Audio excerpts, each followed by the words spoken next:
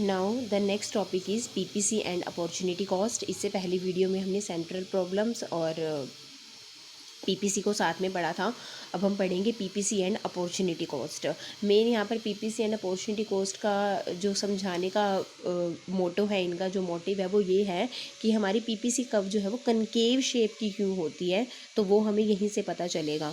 तो हमने opportunity cost के बारे में पढ़ा था कि अपॉर्चुनिटी कॉस्ट क्या होती है। It is the cost of next best alternative use. कि अगर आप किसी शिफ्ट 1 से शिफ्ट 2 पे अगर आप जा रहे हो तो वहाँ पर आप कितना लॉस ऑफ आउटपुट आप कर रहे हो। लाइक मैं कहीं पे जॉब कर रही हूँ, मेरी जहाँ पर अभी जॉब है, सपोज़ मेरी वहाँ सैलरी 10,000 है, लेकिन अगर मान लो कल को मुझे और अपॉर्चुनिटी मिलती है, मुझे 15,000 वाली जॉब मिलती है, तो मैं 10,000 वाली जॉब को छोड़ दूँगी। तो 15,000 वाली जॉब के लिए अपॉर्चुनिटी कॉस्ट क्या रहेगी, 10,000 रुपये रहेगी। ठीक है, तो हम जितना लॉस कर रहे हैं ना, जितना लॉस ऑफ आउटपुट हो रहा है, उसको हम अपॉर्चुनिटी कॉस्ट बोलते हैं। तो लिखा भी हुआ है कि opportunity cost is the cost of availing one opportunity in terms of the loss of other opportunity. क्योंकि अगर आप किसी एक अपॉर्चुनिटी को अवेल कर रहे हो तो आपको दूसरी अपॉर्चुनिटी को खोना पड़ेगा। तो this is all about opportunity cost. तो एक होती है हमारी टोटल अपॉर्चुनिटी कॉस्ट, एक होती है मार्जिनल अपॉर्चुनिटी कॉस्ट। और ये जो मार्जिनल अपॉर्चुनिटी कॉस्ट है, इसको हम मार्जिनल रेट ऑफ ट्रांसफॉर्मेशन भी बोलते हैं, MRT इसको बोला जाता है। इसी की वजह से जो है, क्योंकि आपका जो MRT है वो बढ़ता चला जाता है, इस वजह से आपकी जो पीपीसी की शेप है वो कनकेव में आ जाती है। इसको देखते हैं अभी हम आगे। तो फर्स्ट है total opportunity cost.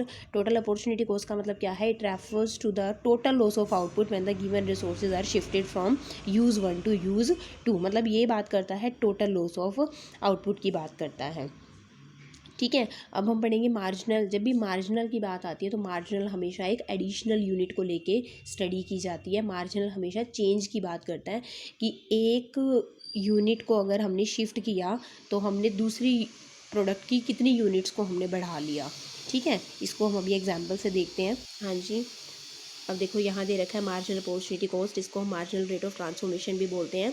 It refers to the opportunity cost per unit of additional output of crop to when some resources are shifted from one opportunity to other. जब आप एक प्रोडक्ट के रिसोर्सेज को दूसरे पे शिफ्ट कर रहे हो, जैसे यहाँ पर आपको एग्जांपल दे रखा है कि some land is shifted from the production of crop 1 to production of crop 2।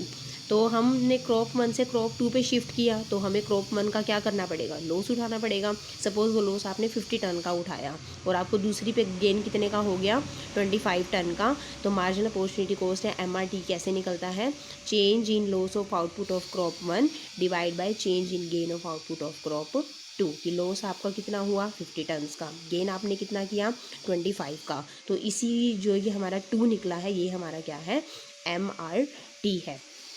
ठीक है, मार्जिनल अपॉर्चुनिटी कॉस्ट कह लो या मार्जिनल रेट ऑफ ट्रांसफॉर्मेशन कह लो। तो ये हमारा इसका फॉर्मूला दे रखा है। अब यहाँ पर आप डायग्राम देख सकते हो कि हमने इतना लॉस किया क्रॉप 1 का और इतना हमें क्या हो गया, गेन हो गया। तो इसी वजह से देखो हमारी शेप जो है वो किसकी आ गई, कनकेव की आ गई। ठीक है, अब यहाँ पे हमें डिफरेंस भी दे रखा है कि what is the difference between marginal opportunity cost and total opportunity cost. तो डिफरेंस भी देख लेंगे।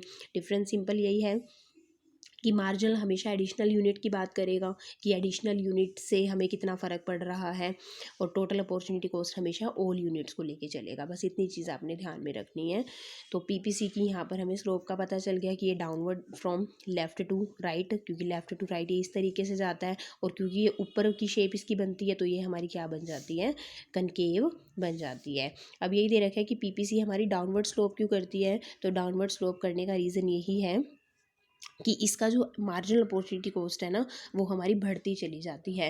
जो MRT है वो हमारी बढ़ती चली जाती है, इस वजह से ये कनकेव शेप में रहती है। PPC is concave to the origin because as more and more resources are shifted from opportunity 1 to opportunity 2, marginal opportunity cost tends to rise. कि जितने रिसोर्सेज को आप 1 से 2 में शिफ्ट करते चले जाओगे, वैसे वैसे आपकी MRT राइज करती जाएगी, और इसी वजह से वो शेप आपकी किसकी हो जाती है, किसकी हो जाएगी, कनकेव की हो जाएगी। लेकिन यहाँ पर एक और चीज़ मैं बताना चाहती हूँ कि अगर आप लॉस ज़्यादा कर रहे हो और गेन कम कर रहे हो, दैट मीन्स आपकी मार्जिनल अपॉर्चुनिटी कॉस्ट क्या है, वो बढ़ती जा रही है। मतलब आपको ज़्यादा गंवाना पड़ रहा है और कम आप गेन कर रहे हो। जैसे अभी हमने एग्जांपल में देखा था कि क्या था, 50 का लॉस किया था और आपको 25 का गेन हो रहा था।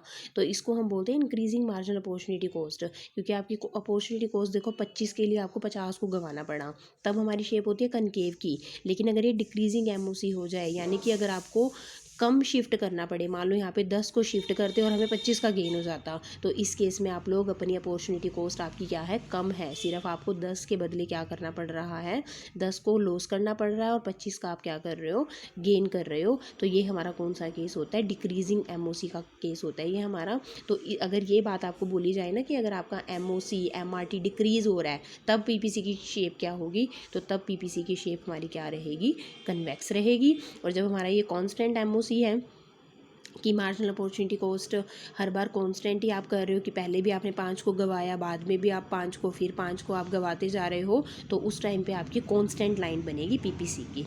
ठीक है, तो ये इंपॉर्टेंट पार्ट है, इसको ज़रा ध्यान से देख लीजिए। तो ये सब हमारा पीपीसी का है। बस ये पीपीसी का टॉपिक अब हमारा ख़त्म हो गया है। मेन आपने पीपीसी के बारे में यही चीज़ें ध्यान रखनी है कि एक तो ये डाउनवर्ड स्लोप करता है लेफ़्ट टू राइट, फिर ये कब कनकेव रहता है, कब कन्वेक्स होता है और कब ये कांस्टेंट होता है। तो इन सब चीज़ों को हमें ध्यान में रखना है क्योंकि एग्ज़ाम में आ सकते हैं।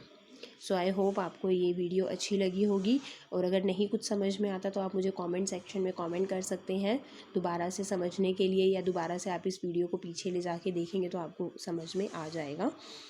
सो अगर आपको अच्छी लगी हो ये वीडियो तो please do like share and subscribe, ताकि मेरी आने वाली वीडियोज़ की नोटिफिकेशन आपको ईज़िली मिल सके। Thank you.